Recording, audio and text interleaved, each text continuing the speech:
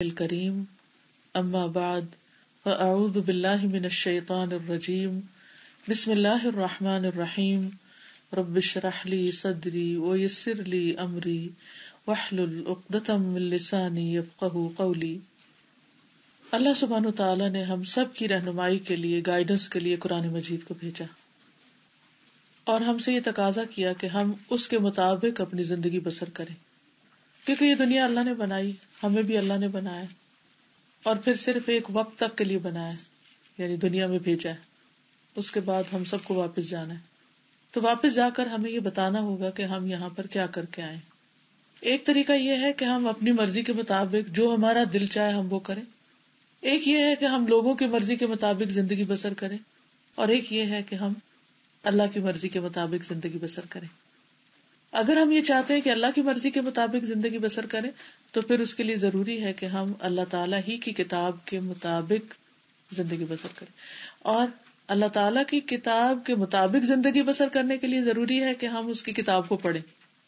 اسی لیے اکثر لوگ ایک دوسرے کو دعوت دیتے رہتے ہیں کہ آئیے قرآن پڑھیں، لیکن عموماً لوگ یہ سمجھتے ہیں کہ شاید یہ کوئی ایکسٹرا کام ہے، وقت ملے گا تو کر لیں گے، یا ابھی تو اور بہت سی مصروفیات ہیں، جب بوڑھے ہوں گے تو پھر اس کام کو ریٹائر ہو کے شروع کریں گے۔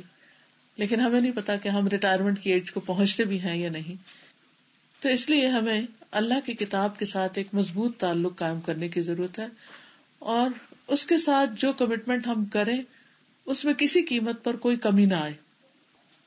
آج کی اس مجلس میں انشاءاللہ العزیز میں آپ کو احادیث کی روشنی میں قرآن مجید کے پڑھنے کی اہمیت کے بارے میں بتاؤں گی۔ رسول اللہ صلی اللہ علیہ وسلم نے فرمایا، مثل المؤمن الذی یقرأ القرآن کالاترجۃ ریحها طیب وطعمها طیب۔ اس مومن کی مثال جو قرآن پڑھتا ہے ترنجبین نارنگی جیسی ہے، ٹینجرین کی طرح ہے، کہ اس کی خوشبو بھی اچھی ہے اور اس کا ذائقہ بھی اچھا ہے، یعنی کھانے کے بعد انسان خوش ہو جاتا ہے، ہاتھوں سے بھی خوشبو آتی ہے، اس کے منہ سے بھی خوشبو آتی ہے، اور کھانے کے بعد انسان کے اندر ایک اچھی فریش فیلنگ آتی۔ آپ کتنے بھی ٹائرڈ ہوں، اگر 2-3 ٹینجرین کھا لیں تو اس کے بعد آپ کی ٹائرڈنس ختم ہو جاتی ہے۔ والذی لا یقرأ القرآن کالتمرۃ لا ریح لها وطعمها حلو۔ اس مومن کی مثال جو قرآن نہیں پڑھتا کھجور جیسی، اس کی خوشبو نہیں لیکن اس کا ذائقہ میٹھا ہے۔ یعنی کھجور بھی انرجی دیتی ہے، اگر ہم اس کو کھا لیں تو ہمارے اندر ایک یعنی قوت پیدا ہو جاتی ہے، ایک انرجی پیدا ہو جاتی ہے، جس کی وجہ سے ہمارے لیے کام کرنا آسان ہو جاتا ہے۔ اس کے بھی کئی ایک فائدے ہیں۔ پھر فرمایا، وَمَثَلُ الْمُنَافِقِ الَّذِي يَقْرَأُ الْقُرْآنَ كَمَثَلِ الرَّيْحَانَةِ رِيحُهَا طَيِّبٌ وَطَعْمُهَا مُرٌّ۔ اس منافق کی مثال جو قرآن پڑھتا ہے خوشبودار پودے جیسے گلاب وغیرہ کی طرح ہے، جس کی خوشبو اچھی اور ذائقہ تلخ ہے۔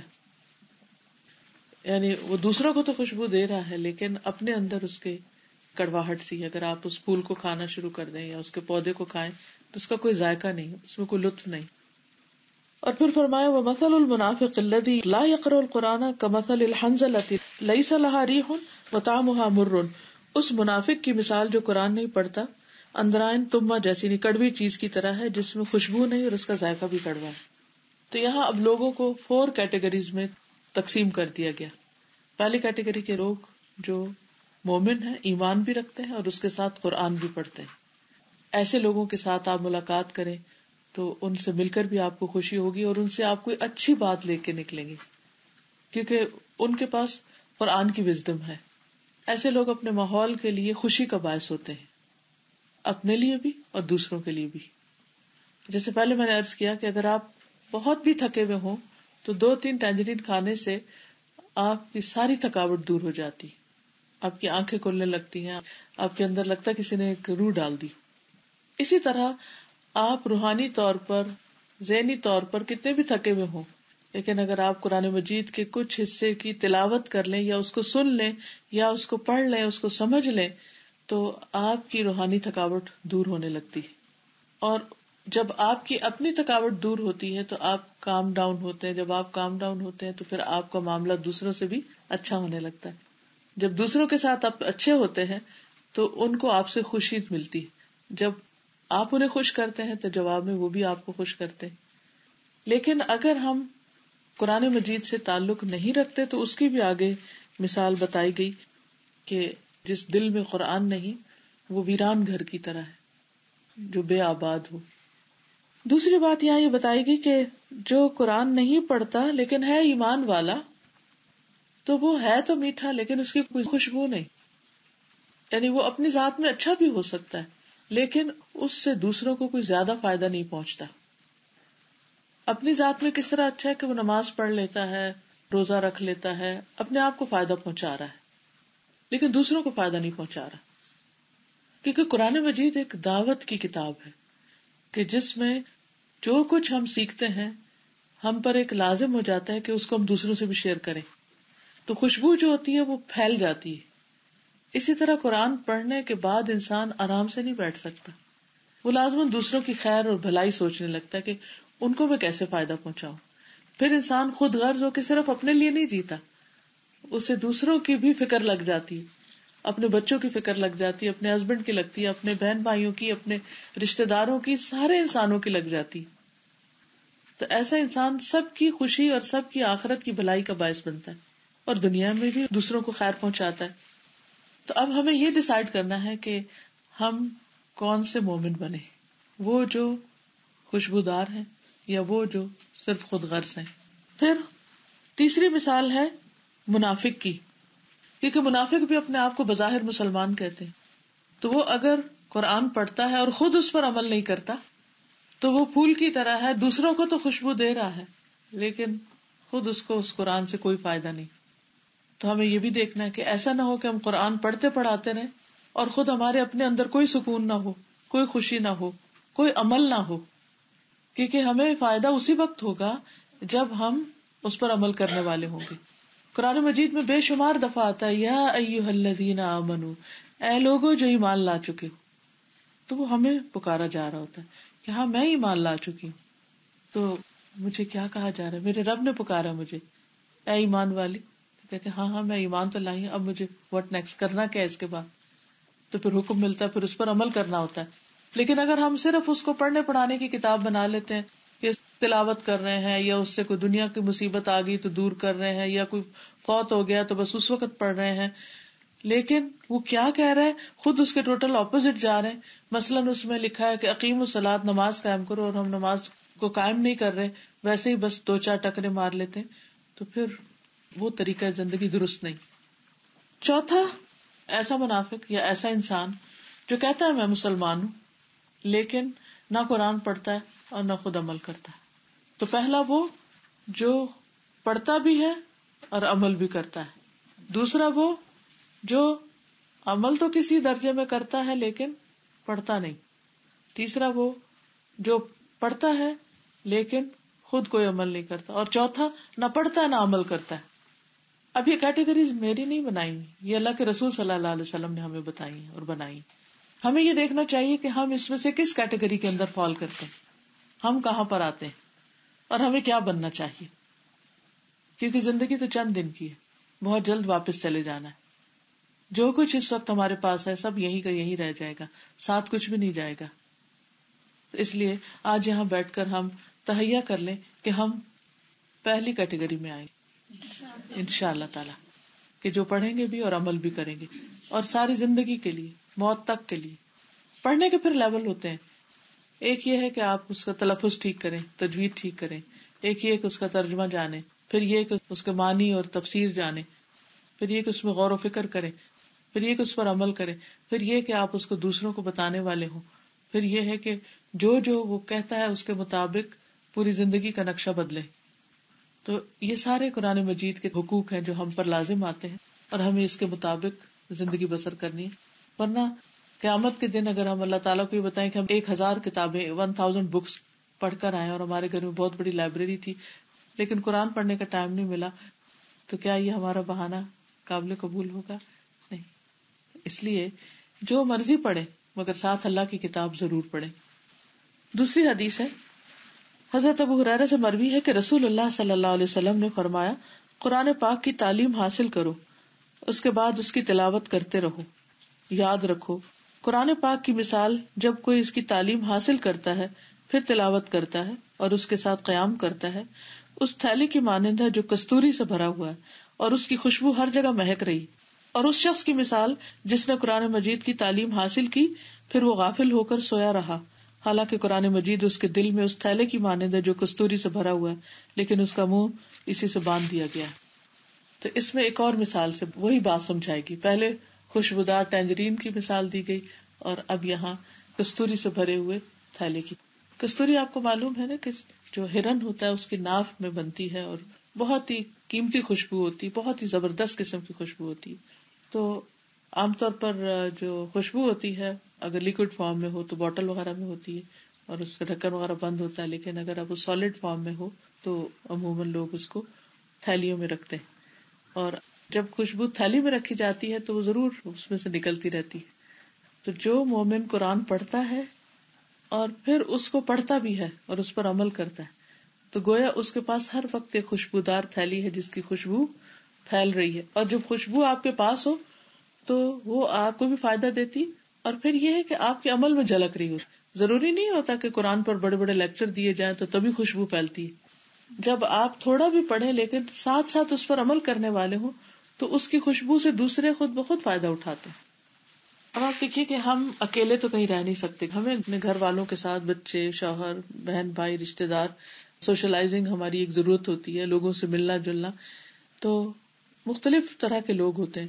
کچھ لوگوں سے آپ ملتے ہیں تو آپ کا دل خوش ہو جاتا ہے، کچھ لوگوں سے آپ ملتے ہیں تو آپ الٹے بیزار ہوتے ہیں. کچھ لوگ ملتے ہیں تو وہ آپ کو اچھی کوئی بات کریں گے، آپ کا دل خوش ہو جائے. کچھ لوگوں سے آپ ملتے ہیں تو ضرور کسی کی غیبت کریں گے یا ضرور کوئی بری بات کریں گے جس سے آپ کا دل بیزار ہوتا ہے. تو جو سچا مومن ہوتا ہے اس کا ذائقہ بھی میٹھا اور اس کی خوشبو بھی اچھی، اور وہ ایسے ہے جیسے ہر وقت خوشبو کا تھیلا لے کے پھر رہا ہے. ویسے بائی دی وے یہاں یو کے میں تو کوئی بھی پرفیوم آپ لگا رہے ہیں اس کی خوشبو کوئی نہیں آتی. میرا تو ایکسپیرینس یہی، وہی خوشبو جو میں پاکستان میں لگاتی ہوں سارا دن وہ مہک آتی ہے اپنے پاس سے. معلوم نہیں یہاں کی ہوا میں کوئی ایسی چیز ہے، یہ کیا ہے. anyway تو اب یہ ہے کہ جب آپ نے کوئی اچھی خوشبو لگائی ہوئی ہو تو سارا دن آپ اپنے آپ سے بھی خوش ہوتے رہتے ہیں. You feel fresh, you feel good, اور جو آپ کے پاس آتا ہے اس کو بھی مزہ آتا ہے.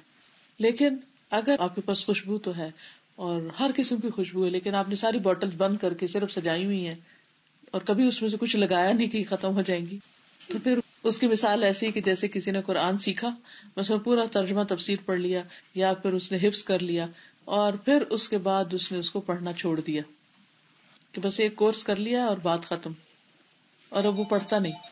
جیسے بعض دفعہ ہوتا ہے نا کسی آپ بیٹھ جاتے بس میں یا ٹیکسی میں، اس میں سگریٹ کی اسمیل ہو تو وہ آپ کے بھی چلی جاتی ہے اندر کپڑوں میں اور پھر کتنی طبیعت بے چین ہوتی. تو میں اسی سے ریلیٹ کر رہی تھی کہ اگر کسی ایسے انسان کے ساتھ بیٹھے ہیں جس کا عمل اچھا نہیں یا ہاں اس نے قرآن پڑھا ہوا یا آپ دیکھیں نا کہ ہاں اس نے قرآن پڑھا ہوا لیکن اگر وہ اس کو پڑھتا نہیں اور اس پر عمل نہیں کرتا تو اس نے گویا وہ تھیلا بند کر کے رکھا ہوا ہے. یعنی قرآن مجید صرف پڑھنے کی کتاب نہیں بلکہ عمل کی کتاب ہے. عمل کریں گے تو خوشبو پھیلے گی. خود بخود انسان جج کر لیتا ہے کہ یہ شخص دوسروں سے مختلف ہے. دیر از سم تھنگ اسپیشل، چاہے کوئی نہ بھی بتائے، کیونکہ اس کا رویہ، اس کا میل ملاپ، اس کی مسکراہٹ، اس کے چہرے کے تاثرات، وہ ساری چیزیں فرق ہو جاتی ہیں. ہو سکتا ہی نہیں کہ قرآن پڑھنے والا اور نہ پڑھنے والا برابر ہو، کیونکہ اللہ تعالیٰ نے بھی قرآن مجید میں فرمایا کہ قل هل يستوي الذين يعلمون والذين لا يعلمون، کہہ دیجئے کہ کیا وہ جو علم رکھتے ہیں اور وہ جو نہیں رکھتے برابر ہو سکتے ہیں؟ قطعاً برابر نہیں ہو سکتے. اگر مجھے وہ یاد آ رہا تھا بلال رضی اللہ عنہ کے بارے میں آتا ہے کہ وہ کہتے ہیں کہ جب میں نے اسلام قبول نہیں کیا تھا تو سب لوگ نا مجھے غلام کی طرح ٹریٹ کرتے تھے، دھتکارتے تھے، لیکن ایک شخص ایسے تھے وہ جب بھی مجھے دیکھتے تو مسکراتے تھے. اور جب انہوں نے اسلام کی دعوت دی تو مجھے پتا تھا کہ یہ وہ شخص ہے جس نے کبھی بھی مجھے حقیر نہیں سمجھا یا غلام نہیں سمجھا. تو ایک مسکراہٹ جو تھی وہ پھر آپ دیکھیں کتنی بڑی خیر کا سبب بنا تھا نا. بالکل، یعنی صرف اتنی سی بات کہ کسی کو حقیر نہ سمجھے انسان، کسی کو بھی دیکھے، کسی کو بھی ملے اس کو رسپیکٹ دے، اس کو عزت دے، اسے آگے بڑھ کر ملے. یعنی ایسے بھی نہیں کہ لیے دیے رہے، ٹھیک ہے جو کوئی ملے گا ہم مل لیں گے، جو نہیں ملتا نہ ملے، یہ بھی نہیں ہونا چاہیے. اس مومن کے دل میں تکبر نہیں ہوتا جو خود آگے بڑھ کے سلام کرے. تو اس شخص کی مثال جس نے قرآن کی تعلیم حاصل کی پھر غافل ہو کر سویا رہا. یعنی خود اس نے پڑھا ہی نہیں، نہ نمازوں میں نہ تلاوت میں. اگر تہجد میں نہیں پڑھا تو بھی اسی میں شامل ہو جاتا ہے انسان، اور اگر صبح اٹھ کے فجر کی نماز کے بعد جیسے تلاوت کرنی چاہیے وہ تلاوت نہیں کی اور پھر سو گئے، تو یہ ساری اسی میں چیزیں شامل ہو جاتی ہیں. گویا اس نے اپنی خوشبو سے فائدہ نہیں اٹھایا. بعض لوگ ہوتے ہیں حفظ بھی کر لیتے ہیں پھر اس کے بعد بھلا دیتے ہیں، اس کو پڑھتے نہیں، یاد نہیں رکھتے، تعلق نہیں رکھتے. اگر ہم نے تفسیر سنی نا جب سورہ بنی اسرائیل کی کہ خاص فرشتے ہیں جو فجر کے بعد کا پڑھا ہوا قرآن جو ہے وہ اللہ سبحانہ تعالیٰ کو پیش کر، تو تب سے اب زیادہ جس سے موٹیویشن ہوتی کہ ضرور انشاءاللہ فجر کے بعد قرآن پڑھیں. اور ویسے بھی ان قرآن الفجر کان مشہودا. آپ میں سے کوئی کچھ کہنا چاہے؟ ہاں بات کی. صبح انسان اٹھتا ہے تو نماز پڑھ کے پارا نہ پڑے تو ویسے دوسرے کاموں میں لگ جاتا ہے تو ایسا لگتا ہے جیسے کچھ گما ہوا ہے. یعنی وہ رونق اور وہ انرجی نہیں ملتی، وہ سکون اور خوشی نہیں ملتی. جیسے یہ چیز فطرت میں بھی ہے نا کہ پرندے جتنے ہیں، آج کوئی مجھے بتا رہا تھا کہ ان کا طوطا ہے اور وہ صبح سویرے سب سے پہلے اللہ اللہ کرتا ہے. انہوں نے اس کو لفظ اللہ سکھا دیا ہوگا اور وہ ارلی مارننگ اللہ کا نام لیتا ہے. تو چلو طوطا تو بول کے اللہ کر رہا ہے، لیکن اللہ تعالیٰ فرماتے ہیں کہ وہ من شیء الا یسبح بحمدہ، کوئی چیز ایسی نہیں کہ جو اللہ کی تسبیح نہ کر رہی، ہر چیز اللہ سبحانہ تعالیٰ کی تسبیح کر رہی. جی جیسے یہاں پہ بہت جلدی فجر ہو جاتا ہے، انسان پڑھ کے اور پھر سو جاتا ہے، پھر اپنے ٹائم پہ جب اٹھتے ہیں 9 بجے کے بعد یا اس وقت پڑھ لے تو اس وقت بھی پڑھ سکتے ہیں، اس وقت بھی پڑھ سکتے ہیں. دن کے کاموں کا آغاز جو ہے وہ اللہ کی کلام سے ہونا چاہیے. یعنی اس سے پہلے کہ آپ اور کوئی کام شروع کریں پہلے آپ پڑھ لیں. اگر آپ کے پاس اس وقت بہت وقت نہیں بھی تو بھی کم از کم اس کو کھولیں، اس کو دیکھیں اور 1 صفحہ پڑھ لیں، 2 پڑھ لیں، زیادہ پڑھ لیں. اور اگر آپ پڑھتے رہیں تو آپ کی اسپیڈ خود بخود زیادہ ہو جائے گی. شروع میں گھبراہٹ ہوگی، اور اگر آپ سمجھتے ہیں کہ آپ کی ابھی تک کچھ غلطیاں بھی ہیں تو کچھ پڑھنے کے بعد آپ کسی بھی اچھے قاری کی، جیسے ابھی ہم نے ڈفرینٹ تلاوتیں سنی ہیں، وہ لگا کے انگلی ساتھ رکھ کے تو غور کرتے جائیں الفاظ کے اوپر اور بغیر آواز کے منہ کو ساتھ ساتھ ہلاتے جائیں. تو اس سے بھی اگر کوئی اور ٹیچر میسر نہیں تو انشاءاللہ تعالیٰ آپ بہت اچھی طرح سیکھ جائیں گے اس سے. یعنی وہ سن کے، کیونکہ لسننگ سے انسان کی ریڈنگ امپروو ہوتی.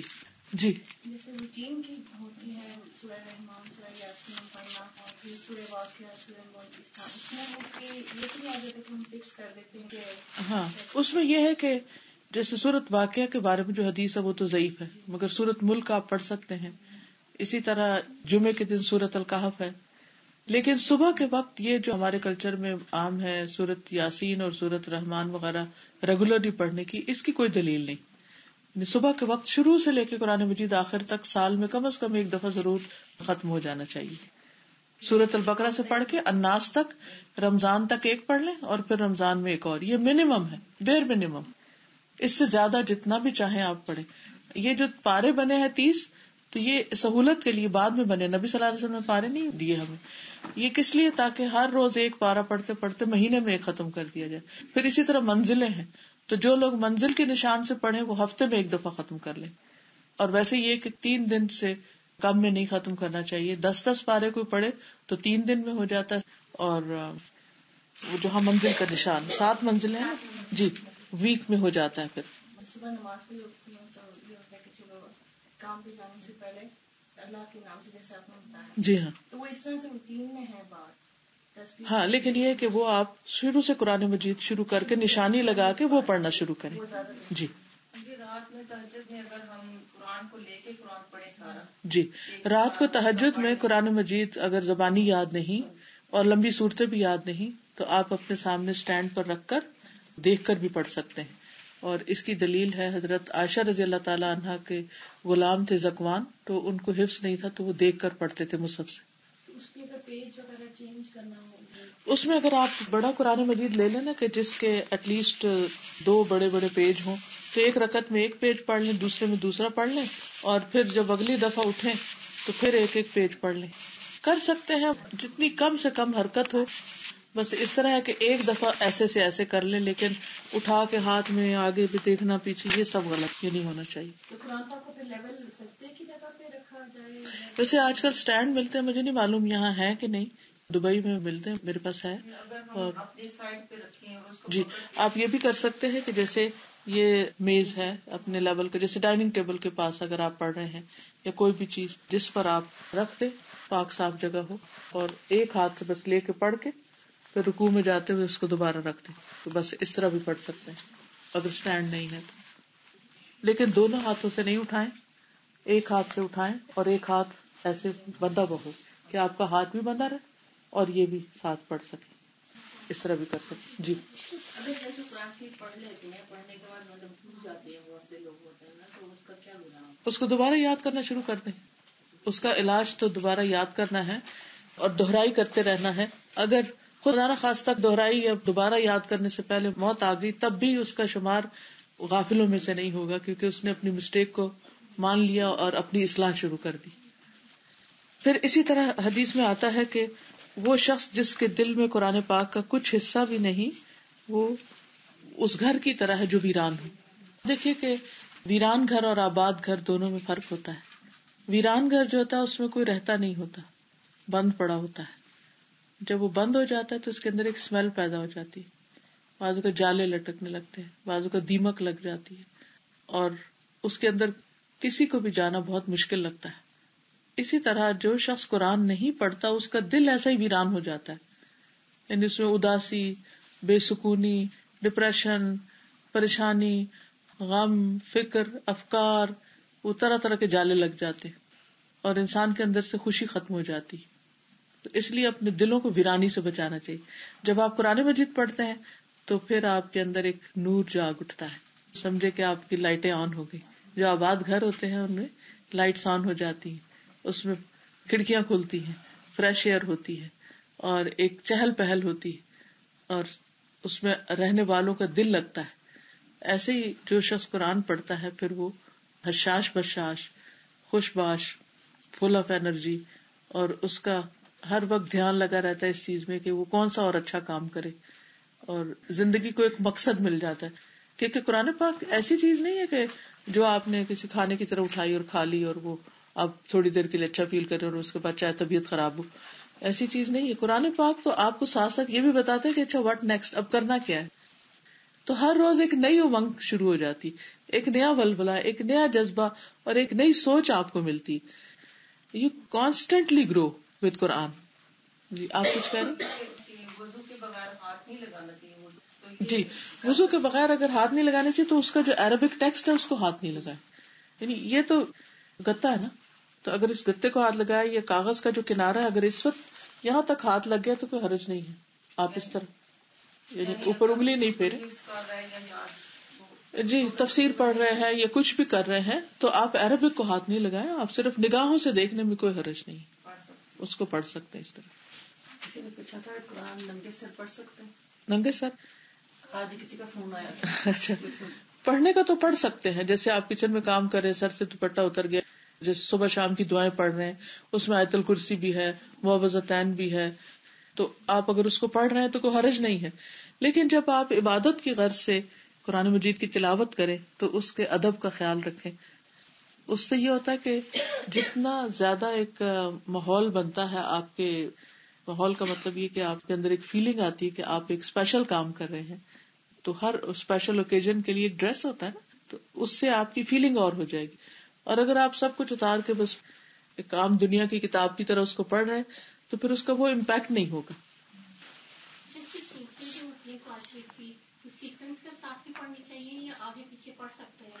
ضرورتاً آگے پیچھے پڑھ سکتے ہیں. جیسے آپ نے ایک سورت حفظ کی ہوئی ہے، آپ کو بھول رہی ہے، آپ اس کو ریوائز کر رہے ہیں، پھر اس کے بعد دوسری کرنے لگتے ہیں، پھر آپ کو خیال آتا ہے اچھا میں وہ فلاں بھی کر لوں، تو آگے پیچھے ہو سکتی.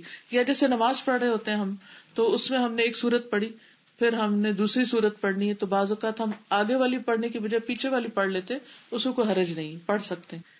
جی تراویح میں پڑھ سکتے، لیکن اگر امام پڑھ رہا ہے تو پھر پیچھے نہ کھولے، ان کا سنیے، پھر صرف توجہ رکھیے سننے پر، پھر دیکھیے نہ، کیونکہ اس کا نقصان یہ ہوتا ہے کہ وہ امام کے آگے پہنچا ہوا ہوتا ہے اور ہم پیچھے سے انگلیاں پھیر رہے ہوتے ہیں یا اور دوسرا یہ کہ ہم تو بعض اوقات اس میں کانسنٹریٹ کر رہے ہیں اور جو ہمارے ساتھ کھڑا ہے وہ ڈسٹرب ہو رہا ہے. تو اس لیے میں اس کو ریکمینڈ نہیں کرتی ہوتی کہ تراویح میں پیچھے کھولا جائے.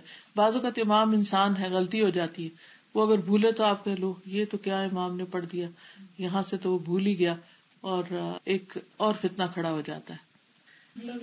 سجدے میں جاتے ہوئے نا جی بعض اوقات لوگ پھر سجدے میں جاتے ہوئے اسے سجدے کی جگہ پہ رکھ دیتے ہیں, یا وہ آگے پیچھے ہو جاتا ہے تو وہ بے حرمتی پھر ہونے لگتی, تو اس سے بچنا چاہیے. خود پڑھ سکتے ہیں جی اگر ہم مسجد نہیں جا سکتے اور خود پڑھنا چاہتے ہیں تو خود ہم تراویح میں قرآن مجید سارا مکمل کر سکتے ہیں, اپنے طور پر خود ہی پڑھ کے کر سکتے ہیں. پھر اسی طرح یہ ہے کہ سورۃ البقرہ اور سورۃ آل عمران کا پڑھنے والا جو ہے اس کے لیے یہ صورتیں قیامت کے دن ایک صائبان یا امبریلا کی طرح ہوں گی, یا ایک بادل کی طرح ہوں گی, یا پرندوں کے جھنڈ کی طرح ہوں گی. یہ ہم سب جانتے ہیں کہ قیامت کے دن سورج 1 میل کے قریب آ جائے گا, سخت گرمی ہوگی اور دھوپ ہوگی, اور ہر ایک پسینے میں ڈوبا ہوا ہوگا اپنے اپنے گناہوں کے مطابق. تو ایسے میں اس کو ایک سایہ چاہیے ہوگا. ایک تو اللہ سبحانہ وتعالیٰ کے عرش کا سایہ ہوگا, اور وہ خوش قسمت وہ لوگ ہوں گے کہ جن کی کچھ خاص دنیا میں خوبیاں ہیں. مسئلہ یہ ہے کہ عادل حکمران, کہ جو لوگوں کے درمیان جب فیصلہ کرتا ہے تو انصاف کے ساتھ کرتا ہے. پھر اسی طرح وہ نوجوان جس کی جوانی عبادت میں گزری. اکثر ہمارے بچے کہتے ہیں کہ آپ بھی تو ینگ ایج میں ایسی تھی نا, آپ نے اب سب کچھ کر لیا اور پھر اب ریلیجس ہو گئی ہیں, تو اب ہمیں آپ کہتے ہیں کہ آپ یہ سب کریں. تو آپ ان کو یہ حدیث سنایا کریں کہ اگر تم یوتھ میں اپنی یہ سب کچھ شروع کرو گے تو قیامت کے دن اللہ سبحانہ وتعالیٰ کے عرش کے نیچے سائے میں جگہ ملے گی. پھر اسی طرح ایسا نوجوان جس کا دل مسجد میں اٹکا ہوا ہو, یعنی اسے مسجد سے محبت ہو. پھر ایسا شخص کہ جس کو کوئی عورت برائی کی دعوت دے, یعنی ایسا مرد, لیکن وہ کہے کہ میں اللہ سے ڈرتا ہوں, یہ کہہ کے تو اس کی دعوت ٹھکرا دے, تو وہ بھی عرش کے سائے تلے ہوگا. پھر اسی طرح 2 لوگ جو اللہ کی خاطر آپس میں محبت کرتے ہوں, کہ بیچ میں کوئی دنیا کا لالچ نہ ہو. اور اس محبت کی علامت یہ ہوتی ہے کہ جب وہ آپس میں ملے تو ان کا ایمان بڑھے, اللہ سبحانہ وتعالیٰ کے ساتھ تعلق بڑھے, اور آخرت کا شوق بڑھے. یہ اللہ کی خاطر محبت ہوتی. اور پھر ایسا شخص جس کا دائیں ہاتھ صدقہ کرے تو بائیں کو بھی نہ پتا ہو کہ کیا دیا دائیں ہاتھ نے, یعنی انسان نکالے اپنی جیب سے, بے حساب دے, خاموشی کے ساتھ دے, حتیٰ کہ جس کو دے رہا ہے اس کے ساتھ نظریں بھی نہ ملائے, اور اس سے شکریہ بھی نہ چاہے, اور بھاگنے کی کرے وہاں سے. یا جیسے مسجد وغیرہ آپ جاتے ہیں, ڈونیشن باکسز ہوتے ہیں, تو اس میں بغیر گنے ڈال دیا کرے کہ اے میرے رب, بس یہ میں نے تیرے ہاتھ پہ رکھے, مجھے نہیں پتا یہ کیا ہے, تو اسے قبول کر لے. تو ایسے لوگ بھی عرش کے سائے تلے ہوں گے جو اتنا خفیہ صدقہ کریں کہ کسی کو بھی نہ پتا ہو, ان کے ماں باپ کو بھی نہ پتا ہو, اور بچوں کو بھی نہیں, دوستوں کو بھی نہ پتا ہو, اور اس کو کہیں مینشن بھی نہ کرے. کیونکہ ورنہ کیا ہوتا ہے کہ ہم کچھ کر لیتے ہیں پھر دوسروں کو بتانے لگتے ہیں کہ ہم نے یہ کیا وہ کیا, کر کرا کے ضائع. تو کسی کو بھی نہ بتائے, یہ اس کا سیکرٹ اللہ کے ساتھ رہے, کہ صرف اللہ تعالیٰ کو پتا. تو ایسے لوگ قیامت کے دن عرش کے سائے تلے ہوں گے. پھر یہ کہ عرش کے سائے کے علاوہ قرآن مجید کا سایہ ہوگا, اور جس میں خاص طور پر سورۃ البقرہ اور آل عمران کا سایہ. پھر اسی طرح مومن اپنے صدقے کے سائے میں ہوگا قیامت کے دن. ایک شخص تھے, وہ جب بھی گھر سے نکلتے تھے کچھ نہ کچھ ضرور ساتھ لے جاتے تھے صدقہ کرنے کے لیے. تو ایک دن جب انہیں کچھ بھی نہ ملا تو انہوں نے گھر سے پیاز دیکھا کہ گھر میں پیاز رکھا ہوا, وہی اٹھا کے جیب میں ڈال لیا کہ کسی کو پیاز ہی دے دوں گا, لیکن دینا ضرور ہے. تو یہ ایک شوق ہے نا جو انسان کو لگ جاتا ہے. اور ویسے بھی صدقہ جو ہے وہ بلاؤں سے بچاتا ہے انسان کو. تو ہر روز ہمیں عادت ڈال لینی چاہیے کہ کچھ نہ کچھ ضرور صدقہ کرنا ہے. اگر فوری طور پر انسٹنٹلی کوئی لینے والا نہ ملے تو پھر انسان کیا کر سکتا ہے کہ اپنے گھر میں کوئی باکس بنا لے یا کوئی جگہ بنا لے, وہاں ڈالتا جائے, اور جس دن مسجد جائے یا کہیں بھی چیریٹی کا موقع ہو تو وہاں نکال کے ساتھ لے جائے اور دے دے. لیکن ایوری ڈے صدقہ دینا چاہیے, کیونکہ انسان کی ایک تقدیر وہ ہے جو اللہ سبحانہ تعالیٰ نے اس کی پیدائش سے پہلے لکھی, پھر فرشتہ آتا ہے لکھنے. پھر اسی طرح لیلۃ القدر میں انسان کے اس سال کے فیصلے اس کے بارے میں ہوتے ہیں. اور پھر ہر روز بھی انسان کے لیے ایک نیا دن ہوتا ہے, کل یوم ہوا فی شان. تو ہر دن کا جو آغاز ہوتا ہے وہ اللہ کے نام سے ہونا چاہیے, اور نیکی کے کچھ کام ضرور زندگی میں شامل کر لینے چاہیے. جیسے نماز تو فرض ہے ہی, پھر اسی طرح صدقہ خیرات، پھر ذکر، پھر قرآن کی تلاوت، پھر دوسروں کے کام آنا. تو یہ تمام چیزیں انسان کی آخرت کے لیے فائدہ مند ہیں. اور سر ایک وہ لوگ بھی ہیں جو کہ تنہائی میں اللہ کے ڈر سے اللہ کے لیے جی، روئیں. کہ ایک وہ شخص بھی جو تنہائی میں اللہ کو یاد کرے اور اس کی آنکھوں سے آنسو بہ پڑے، یعنی جیسے اللہ تعالیٰ سے اداس ہو گئے، جیسے یا اللہ تعالیٰ کا ڈر لگ گیا، یا اللہ تعالیٰ کی محبت دل میں ایسی آئی کہ اس کی وجہ سے اللہ تعالیٰ کی نعمتیں اور اللہ تعالیٰ کی جو قدرت کی نشانیاں ہیں ان کو یاد کر کے انسان رو پڑے. سر وہ آپ نے ایک دفعہ بتایا تھا کہ ہر روز 2 فرشتے اترتے ہیں نا، اور ایک فرشتہ دعا کرتا ہے کہ اللہ دینے والے کو اور دے اور روکنے والے کا روک لے. تو آپ نے کہا تھا کہ ہر روز آپ لوگ جب صبح اٹھیں تو کچھ نہ کچھ نیت ضرور کریں، چاہے کوئی اچھی بات سکھانا ہو یا صدقہ کرنا ہو، تاکہ اس فرشتے کی دعا ہمیں مل جائے. بالکل. پھر اسی طرح ایمان اور نفاق کی مثال ایک حدیث میں آپ صلی اللہ علیہ وسلم نے اس طرح بتائی کہ دل 4 قسم کے ہیں، یعنی ہمارے دل جو ہے انسانوں کے 4 قسم کے ہیں. ایک تو صاف دل جو روشن چراغ کی طرح چمک رہا ہو، جیسے سورۃ نور میں بھی آتا ہے کہ مثل نورہ کمشکات فیہا مصباح، کہ مومن کے نور کی مثال ایسے ہے جیسے ایک نیش ہو، ایک تاک ہو جس میں ایک چراغ رکھا ہو، اور پھر وہ چراغ جو ہے وہ چمک رہا ہو جیسے کچھ چمکتا ستارہ ہو. تو اسی طرح وہ مومن کا دل جو ہوتا ہے وہ چمکتے ستارے کی طرح ہے، ایک روشن چراغ کی طرح ہے کہ جس سے روشنی پھوٹتی ہے. دوسرا دل وہ ہوتا ہے جو ڈھکا ہوا ہوتا ہے، غلاف آلود ہے، یعنی کورڈ ہے. تیسرا دل ہے جو الٹا ہے، یعنی جیسے گلاس سیدھا رکھا ہوا نا، اور ایک یہ ہے کہ اس کو اپ سائڈ ڈاؤن کر دیا جائے. تو کچھ دل ایسے الٹے ہیں، ان میں کوئی خیر کی بات نہیں جاتی. اللہ سبحانہ و تعالیٰ اس سے محفوظ رکھے. کیونکہ بعض لوگ وہی کتاب پڑھتے ہیں، وہی کلاس اٹینڈ کرتے ہیں یا وہی لیکچر سنتے ہیں تو ان کا دل بہہ پڑتا ہے، آنکھوں کے راستے آنسو جاری ہو جاتے ہیں. اور کچھ لوگ ایسے ہیں کہ یوں لگتا ہے کہ جیسے جو بھی انہوں نے سنا وہ بس چکنے پتھر کی طرح پڑا اور وہ گر گیا، کیونکہ دل جو ہے وہ الٹا ہوا ہوا، ہر چیز الٹی دیکھتے ہیں. وہ لوگوں کے رویے بھی ان کو برے لگتے ہیں، کوئی بات کرے وہ اس کو الٹا ہی دیکھتے ہیں، یعنی ان کی غلط فہمی کبھی کوئی دور کر ہی نہیں سکتا. اور چوتھے وہ دل ہیں جو مکس ہیں، مخلوط ہیں، یعنی ان کے اندر کچھ اچھا ہے کچھ اچھا نہیں ہے. ٹھیک ہے. فرمایا جو پوری طرح نورانی ہے یہ مومن کا دل ہے، یعنی چمکتے چراغ کی طرح مومن کا دل ہے. دوسرا کافر کا دل ہے جو غلاف میں ہے، وہ جسے قرآن پاک میں آتا نا کہ ان الذین کفروا سواء علیہم اانذرتہم ام لم تنذرہم لا یؤمنون ختم اللہ علی قلوبہم وعلی سمعہم وعلی ابصارہم غشاوۃ، یہ پردے میں.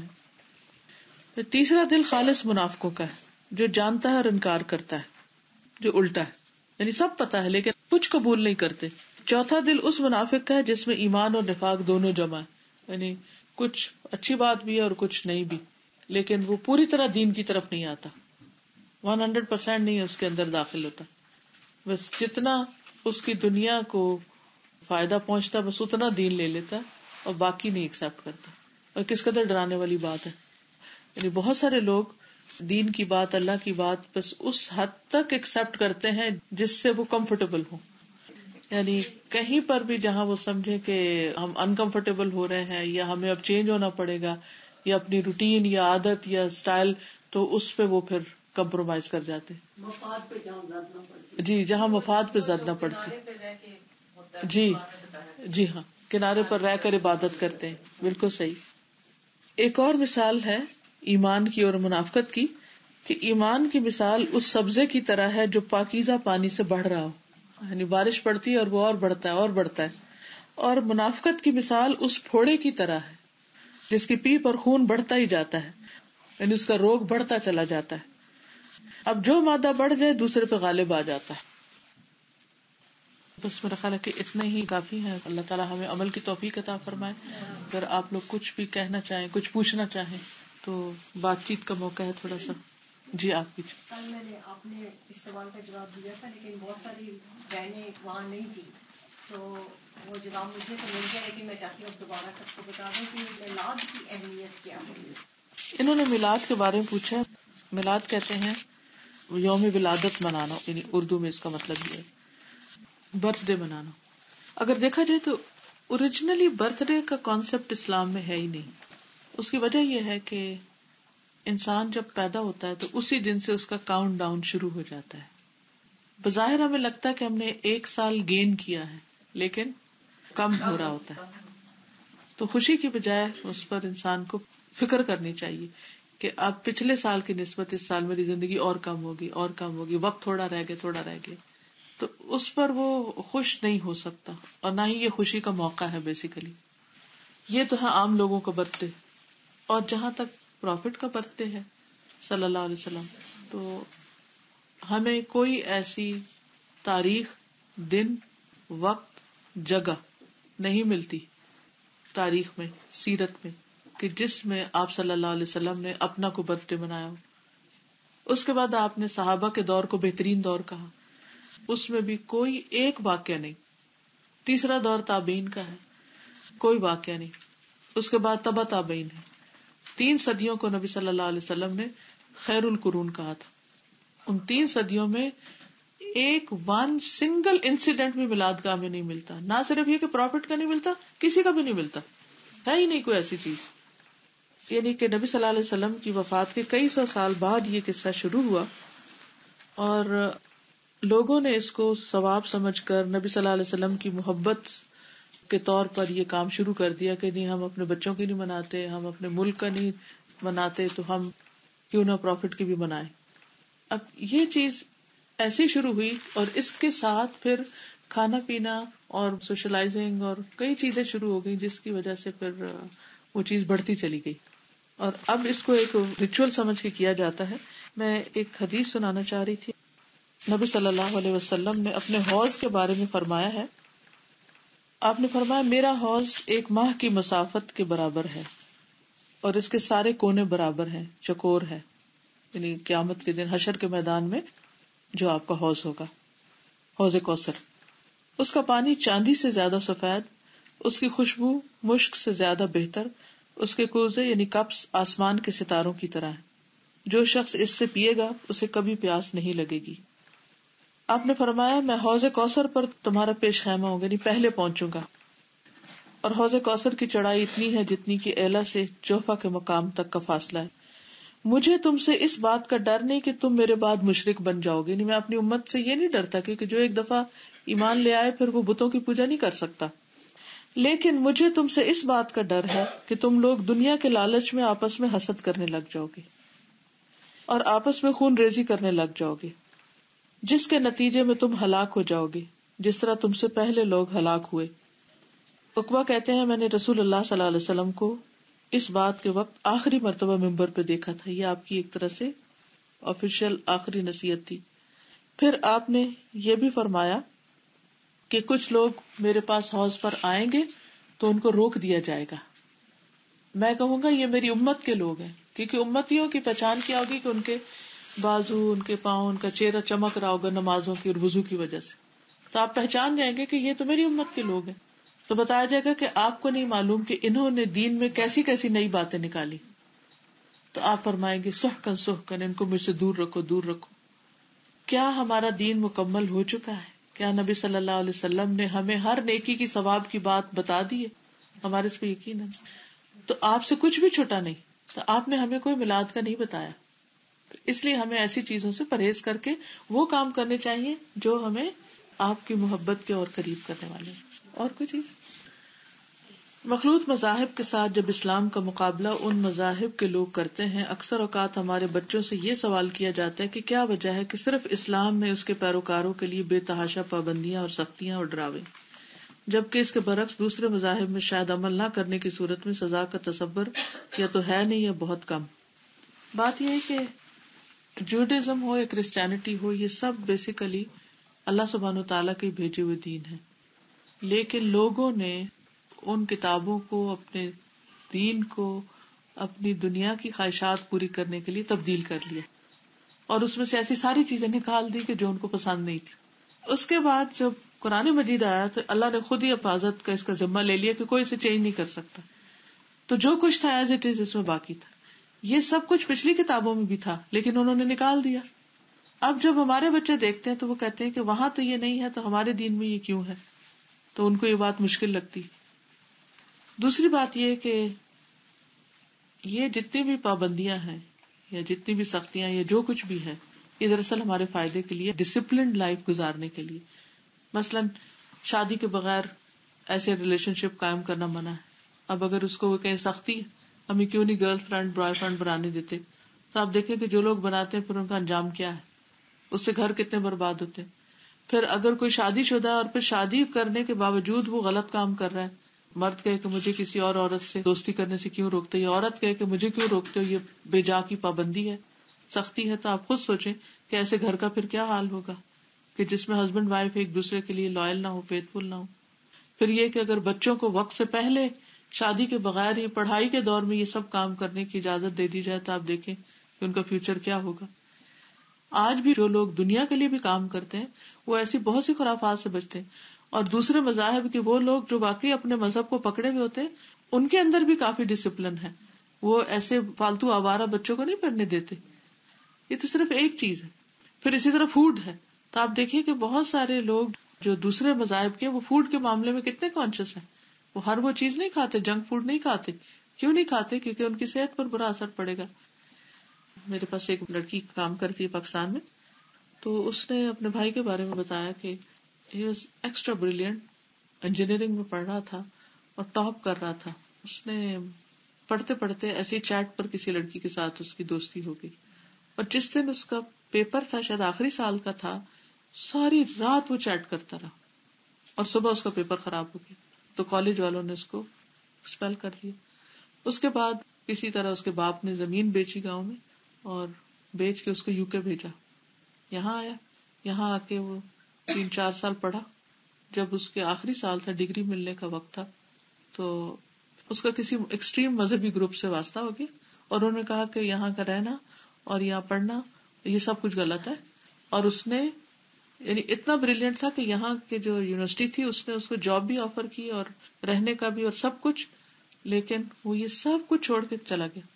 اب کیا ہے، وہ گھر میں بیٹھا ہوا، چھوٹا بھائی کام کرتا ہے، باپ ابھی تک اسکول ٹیچر ہے، کام کرتا ہے، لیکن نہ وہ کوئی کام کر رہا ہے اور نہ ہی وہ کوئی ارن کرتا ہے، اور 8 کے 9 بہنیں اور گھر کے حالات اتنے تنگ، لیکن اس ذہنی انتشار کی وجہ سے کہیں کا بھی نہیں، اور ہر ایک کو غلط قرار دیتا ہے. اب ایک وہ ایکسٹریم تھی، ایک یہ ایکسٹریم. ہمارا دین اعتدال میں ہے، دین دنیا دونوں کو ساتھ لے کے چلنے کا کہا گیا. صرف ایسے ہی ہے کہ جیسے آپ ایک سڑک پہ گاڑی لے کے جا رہے ہیں تو کتنی ریڈ لائٹس آتی ہیں، ٹریفک کے کتنے قوانین ہیں، ان کو آپ سختیاں کہیں گے کیا کہیں گے، لیکن یہ آپ کی لائف سیونگ کے لیے ہے نا. تو اسی طرح بچوں کو آپ ڈفرینٹ ایگزامپلس کے ساتھ سمجھا سکتے ہیں کہ جو بھی ہمارے دین میں ہے یہ اللہ تعالیٰ کا بھیجا ہوا، اگر اس کو اس کے اصل میں سمجھے تو کچھ مشکل نہیں. جیسے ہم نے پڑھا عقیدے کے بارے میں، عقیدے کا فرق بہت بڑا فرق ہوتا ہے. جی، یعنی بیسک چیز تو یہی ہے. رشتے داروں میں اگر کوئی اپوزٹ عقیدے کے لوگ ہوں، جیسے ہم نے پڑھے، تو ان کے ساتھ ہمیں کیا رویہ رکھنا چاہیے؟ اس میں یہ ہے کہ ان کو بھی قرآن مجید کی دعوت دینی چاہیے اور قرآن مجید کا ترجمہ پڑھنے کے لیے کہنا چاہیے، کیونکہ سمپل اگر عربک کے ساتھ بھی ٹرانسلیشن کوئی قرآن مجید کی پڑھ لیتا ہے تو ہو نہیں سکتا کہ اس کا عقیدہ ٹھیک نہ ہو. تو ہمیں نیگیٹو سے نہیں شروع کرنا چاہیے. اس کے باوجود بھی اگر نہ مانے تو کوئی بات نہیں، بتا کے چھوڑ دیں، لیکن رشتہ داری نہیں کاٹے. آپ دیکھیے نبی صلی اللہ علیہ وسلم نے ابو طالب کے ساتھ کیا آخری وقت تک بھی رشتہ کاٹا تھا؟ تو رشتے نہیں کاٹے، دعا بھی کریں ان کے لیے، اچھا سلوک بھی کریں اور اچھی چیزیں پڑھنے سننے کو دیں. اللہ اگر ہمیں ہدایت کی روشنی دے سکتا ہے تو سب کو دے سکتا ہے. نبی صلی اللہ علیہ وسلم اینڈ تک ان کو دعویٰ کرتے رہے نا. بالکل، شاید بالکل. یہ بھی جو میلاد کی بات ہوئی تھی کہ سنتے بھی ہیں اور کلاس میں بھی بہت دفعہ یہ بات ہوتی ہے، لیکن اس کے باوجود پھر جاتے ہیں تو کہتے ہیں لو اب فلاں نے بلایا تو اب بندہ کیسے نہ جائے. ان کے بارے میں کیا کہیں؟ وہ معذرت کر لیں، جو بلائے ان کو بتا دیں کہ یہ نبی صلی اللہ علیہ وسلم نے کبھی ایسا نہیں کیا تھا تو میں اس پر بلیو نہیں کرتی. بس سمپل اتنا آپ کہیں گے تو وہ بھی سوچیں گے. پھر سب نہیں جائیں گے تو وہ میسج تو کنوے ہو جائے گا نا. تو اگر جائیں گے تو ہم وہ بدعت کو پروموٹ کرتے ہیں نا. جی، جو چیز ٹھیک نہ اس میں شرکت بھی نہیں کرنی چاہیے. ہمیں ٹائٹل ملتا ہے تو وہاں بھی ہے. اچھا، اس سے کیا ہوگا اگر مل گیا ٹائٹل؟ کچھ نہیں ہوتا. زیادہ زیادہ کیا کر لیں گے؟ کچھ نہیں. یہاں تو اور بھی آزادی. جو مرضی کوئی کرے. سب یہ میری دوست ہے اور 2 سال لگ گیا مجھے اس کو گھسیٹ کے کلاس میں لانے کے، لیکن الحمدللہ اب ریگولر اسٹوڈینٹ ہے. اس کی بیٹی بھی ہے، وہ اندروں سے آتی ہیں، اور اس کی بہو بھی ہیں. 3 لوگ ہیں اب یہ کلاس. میلاد میں جو ہوتا ہے وہ درود و سلام ہی پڑھتے ہیں اور رسول اللہ کے بارے میں تعریف کرتے ہیں یا جی بے شک درود شریف پڑھتے ہیں، لیکن صحابہ نے کبھی ایسے مل بیٹھ کے درود شریف نہیں پڑھا. نہیں وہ ٹھیک ہے، لیکن نبی صلی اللہ علیہ وسلم نے ایسا مل بیٹھ کے کبھی کیا نہیں تھا، اور نہ ہی صحابہ نے کیا تھا. جو لوگ مسجد میں 5 بار دن میں حاضر ہوں اور ہر نماز میں درود شریف پڑھیں تو وہ زیادہ ضروری ہے یہ صرف سال میں 1 آدھ دفعہ بیٹھ کے پڑھ لیں. وہ بچوں کو سارا سال اگر جمعہ وہ پڑھتے رہیں اور خطبے میں نبی صلی اللہ علیہ وسلم کی شان میں سب کچھ بتاتے رہیں تو ایک ایکسٹرا اس طرح کی کسی چیز کی ضرورت. یہی تو میں کہہ رہی ہوں کہ ہر جمعے کے خطبے میں بتانی چاہیے، لیکن اس کا نام یہ رکھنا جو نام رکھا ہوا ہے تو بیسیکلی تو نام ہی ٹھیک نہیں. دن بھی فکس کیا ہوا ہے. میں ابھی آپ کو اس کے بعد ایک ویڈیو دکھاتی ہوں، یہ پاکستان میں جو ابھی ہوا ہے، تو وہ ویڈیو دیکھ کے بعد میں پھر بتائیے گا کہ یہ کتنا ہے، کیونکہ جس میں ڈانس بھی ہوئے ہیں وہ میلاد کے نام پہ. ہاں یہ کیک کٹے کمرے کے برابر بڑا کیک. انہوں نے یہ بھی کہا کہ اگر کوئی اس کیک کا 1 پیس کھا لے تو اس کے اولاد نرینہ پیدا ہے. سوچنے کی بات ہے، یعنی پھر ہم جب ایک ڈائریکشن غلط لیتے ہیں نا تو پھر اس کی کوئی حد نہیں ہے کہ کہاں جا کے کھڑے ہوں. اسی لیے روکا گیا. بس اللہ سبحانہ وتعالی ہمیں عمل کی توفیق دے. آخر میں ان باتوں سے ختم نہیں کرنا چاہتی، ایک حدیث سنا کے ختم کرنا چاہتی ہوں، کیونکہ اچھی بات پر اختتام ہونا چاہیے نہ کہ بحث مباحثے پر. زکوٰۃ نہ دینے والوں کی مثال بتا دیتی ہوں. ابو ہریرہ رضی اللہ عنہ سے روایت ہے کہ رسول کریم صلی اللہ علیہ وسلم نے فرمایا، جس شخص کو اللہ تعالیٰ نے مال و زر دیا اور اس نے اس کی زکوٰۃ ادا نہیں کی تو قیامت کے دن اس کا مال و زر گنجے سانپ کی شکل میں تبدیل کیا جائے گا، جس کی آنکھوں پر 2 سیاہ نقطے ہوں گے. پھر وہ سانپ اس شخص کے گلے میں بطور توق ڈالا جائے گا، اور وہ سانپ اس شخص کی دونوں باچھیں پکڑے گا اور کہے گا، میں تیرا مال ہوں، میں تیرا مال ہوں، میں تیرا خزانہ ہوں. اس کے بعد آپ نے یہ آیت پڑھی، جو لوگ بخل کرتے ہیں وہ گمان نہ کریں کہ یہ ان کے لیے اچھا ہے، بلکہ وہ ان کے لیے برا ہے. یعنی قیامت کے دن وہی مال ان کے لیے وبال کا ذریعہ بن جائے گا. تو اللہ سبحانہ وتعالی ہمیں اس سے محفوظ رکھے. وآخر دعوانا ان الحمد للہ رب العالمین. سبحانک اللہم وبحمدک، اشہد ان لا الہ الا انت، استغفرک واتوب الیک.